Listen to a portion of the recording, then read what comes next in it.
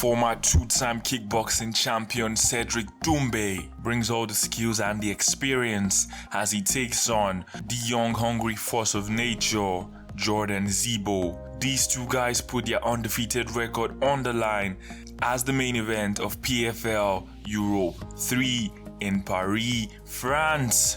Hey Fight fans, welcome back again to another episode with the African Fighters, and on today's episode we're going to be previewing one of the biggest events going down this weekend. Yes, for a very long time fans have awaited the arrival of Cédric Doumbé in the mixed martial arts scene. Yes, former two-time kickboxer Cédric Doumbé finally made the switch to MMA, and he is set to make his debut in the PFL after that long saga between the PFL and the UFC for his signature. He is set to throw down with one of the most athletic welterweights you're ever gonna see. This guy is built like a rock. Jordan Zebo definitely packs a punch. A very, very strong competitor. And without further ado, let's get right into the tail of the tape and see how these two compare to each other. Yes, let's start from the least favorite to win the fight, Jordan Zebo. He's 23 years of age, extremely young, athletic fighter. He does have a number of amateur fights under his belt before switching to the pros. In the pro, he's yet to taste defeat. 4-0, accepted to take this fight against Cédric Doumbé. By the way, they are both fighting out of France. Cédric Doumbé ranked the number one welterweight in the world for a long time. Technical masterclass, a very technical striker, the Melier as they like to call him. He stands 5 foot 10 inches tall, currently riding a 4-fight win streak. And yes, that is the headline of this fight. Somebody's O has got to go. Is it going to be the up, young and coming Jordan Zebo, or is there going to be a shock upset where one of the highly ranked welterweights of the world will taste defeat for the very first time, that being Cédric Doumbé? Yes, a lot of people might not have seen these two guys fight before, and so we will take you through some of their strengths. Alright, now just in case you don't know how these guys fight, or you've not been able to see their videos, let me catch you up or give you just a little bit of what to expect. Now we'll begin from Cédric Doumbé. Ever since his glory kickboxing days, and even after switching to MMA, he definitely is a pressure fighter. He loves to control the space and the distance between the fight, loves to be in your face, loves to make you have to make reads consistently, loves to keep fighters in a box, keep them fighting backwards. That is one of his strengths, that is his style, that is how he likes to operate. Now the next thing you want to know about Cédric Doumbé is that he sees everything. I don't know how he manages to do this, but he sees everything coming. You hardly are ever going to catch Cédric Doumbé in a position where he does not see something coming right in front of his face. Whether it's a leg kick, he's going to check it, he's going to raise his legs, he's going to see it coming. He is going to see even the most disguised of attacks. Whether it's a spinning back kick, a spinning elbow, he manages to see everything just in time to react and get out of range or block or just do something to negate that action. And that's why for you to get at this guy, you're gonna have to find a way to throw combinations, because the first, second and third one he's probably going to see coming. That's why he is considered one of the best welterweights in the world. Another thing you want to know about Cédric Doumbé is that left hook. Yes, he does pack a lot of power in that shot. He can knock your lights out with it.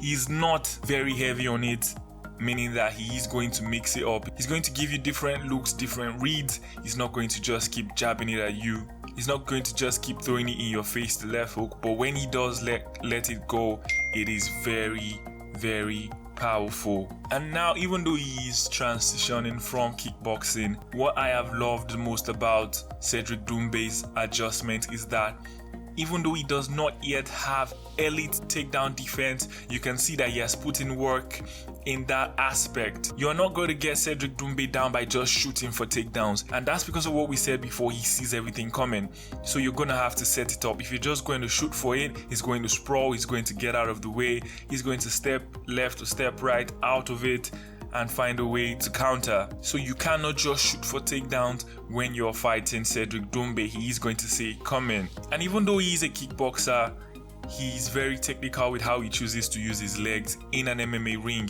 Yes, because he does know that takedowns are possible. He does not just let his legs go, high kick, side kick, spinning kick, because if you do not connect with those kicks, you can get taken down in the MMA. So yes, he will tap at your legs every now and then, but he's very, very cautious on how he throws the leg kicks. Very technical with how he chooses to use it. Now, the last thing we'll talk about Cédric Doumbé is the fact that if you do throw an obvious leg kick or you do not time it properly, he definitely has the ability to catch that or find a way to trip you and take you down. We have seen him just use his understanding of striking as an advantage to just catch people when they're off balance, take them to the ground, and then we've seen him try to finish fights on the floor. He's definitely a very, very dangerous fighter.